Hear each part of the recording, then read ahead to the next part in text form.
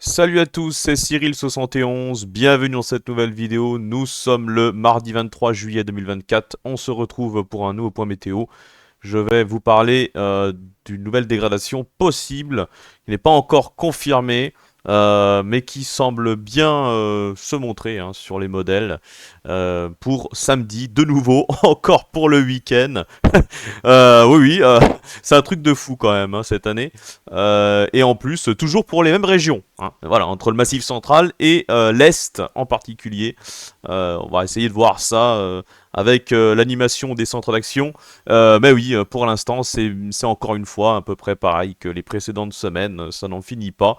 Ça va faire bientôt un mois et demi que ça a commencé, cette situation, qui est liée à une synoptique en quelque sorte de répétition, avec cette série d'orages, de dégradations chaque semaine, liés à des talwegs qui arrivent par l'Atlantique, et qui passent assez rapidement, et ces talwegs qui se heurtent à l'air chaud qui remonte depuis l'Afrique du Nord, avec toujours d'ailleurs des vagues de chaleur et des canicules autour de la Méditerranée, et donc on a toujours ce conflit de masse d'air qui se met en place sur les mêmes régions, vers l'est.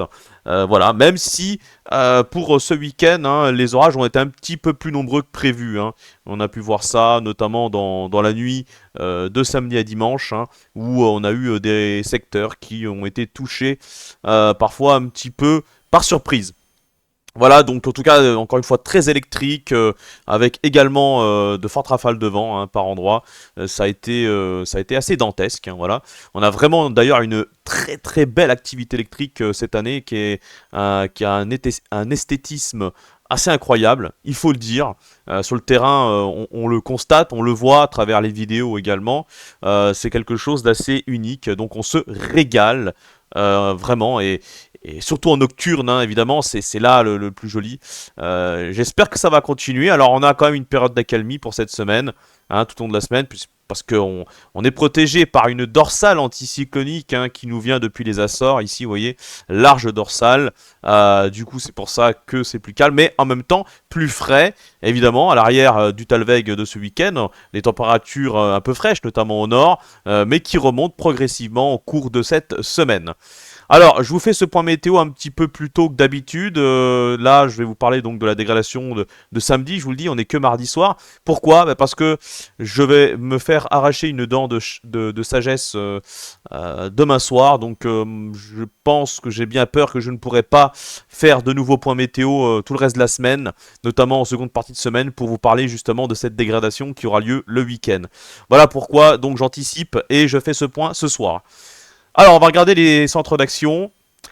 Regardez bien ce qui se passe à l'approche de la fin de semaine. On a une nouvelle dépression qui se met en place, là aussi toujours au même endroit, entre l'Islande et les îles Britanniques. Vous voyez ce système dépressionnaire. Et puis on a ce qu'on appelle une zone ici où passe le jet stream, c'est une zone de transition entre les dépressions au nord de l'Atlantique et l'anticyclone des Açores. Donc là ici on a une branche de jet, on a une confrontation entre les deux centres d'action. Et donc là on va voir que le flux va de nouveau bifurquer au sud-ouest en fin de semaine. Regardez ici, avec l'écrasement de la dorsale anticyclonique qui va nous protéger jusqu'à vendredi. Et là, on a l'apparition claire du Talweg.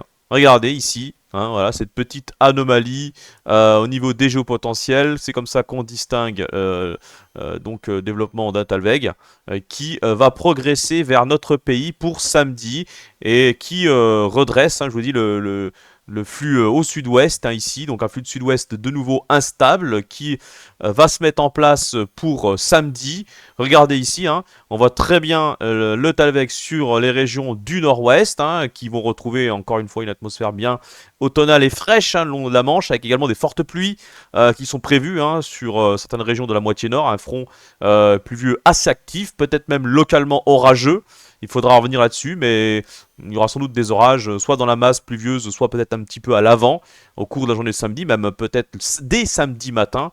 Voilà, alors Faudra revenir sur la chronologie, vous voyez l'échéance elle est pas non plus très proche, donc je peux pas trop rentrer en détail, mais dans tous les cas ça sera une journée bien orageuse, hein.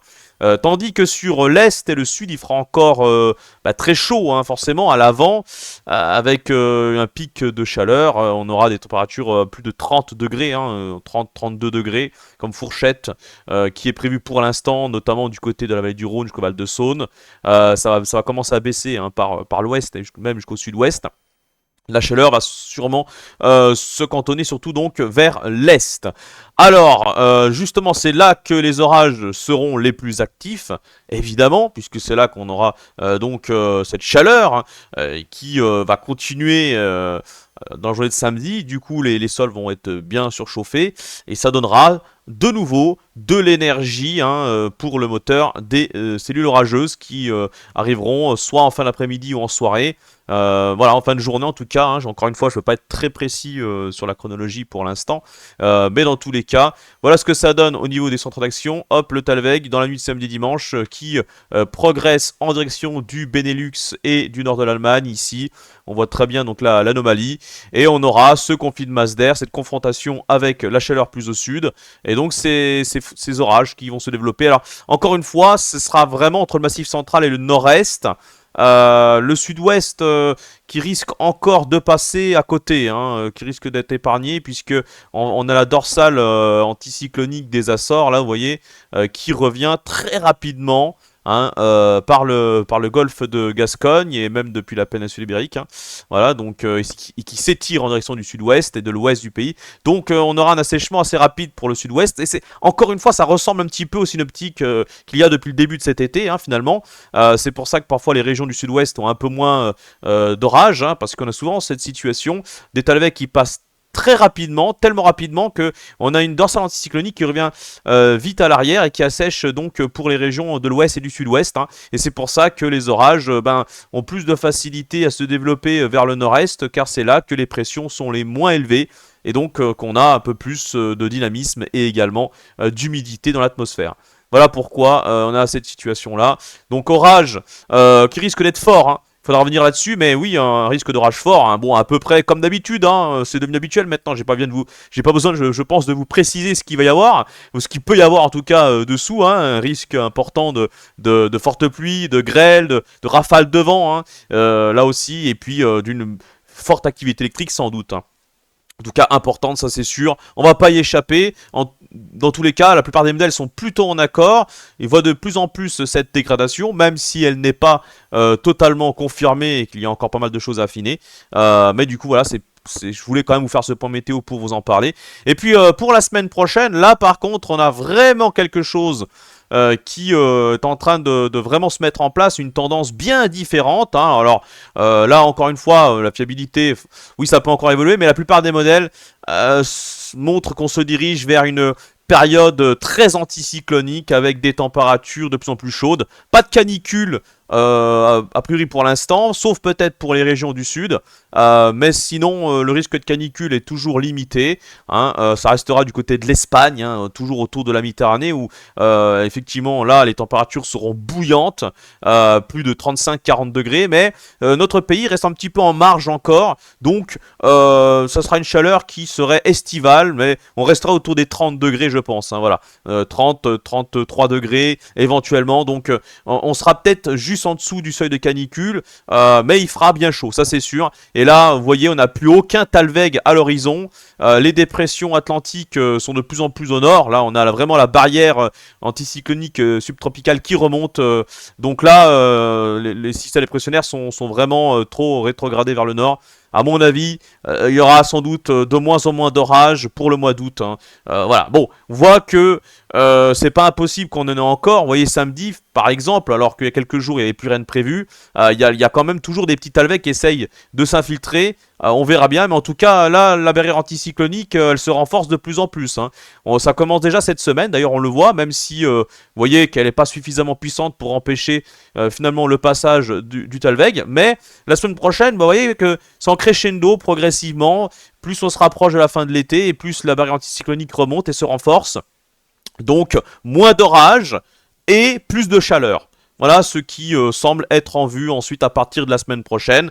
Rien n'est impossible, hein. D'autres dégradations pourraient avoir lieu, sans doute dans le mois d'août, mais elles seront beaucoup moins nombreuses que ce mois de juillet, puisque là on a connu quasiment 1 à 2 dégradations par semaine depuis plus d'1 mois. Honnêtement, je pense que ça va quand même s'arrêter, ça va se calmer, on va plus avoir cette situation. Par contre, on pourrait avoir quand même 1 ou 2 dégradations dans le mois d'août, hein. Voilà, ça je tiens à le dire, hein, pas 1 ou 2 par semaine, mais au moins sur le mois d'août. Ça sera différent, oui, c'est un peu triste, un peu dommage, mais en tout cas c'est ce qui... c'est ce qui était prévisible de toute façon dans les tendances saisonnières, on s'en doutait. Le mois d'août sera sans doute le mois le plus sec de cet été.